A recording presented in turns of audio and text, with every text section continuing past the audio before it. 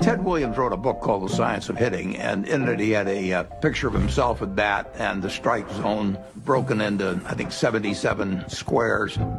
And he said if he waited for the pitch that was really in his sweet spot, he would bat 400, and if he had to swing at something on the lower corner, he would probably bat 235.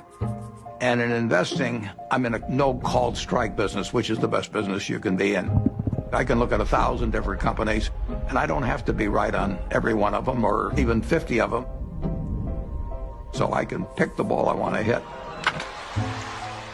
And the trick in investing is just to sit there and watch pitch after pitch go by and wait for the one right in your sweet spot. And if people are yelling, swing you bum, ignore them.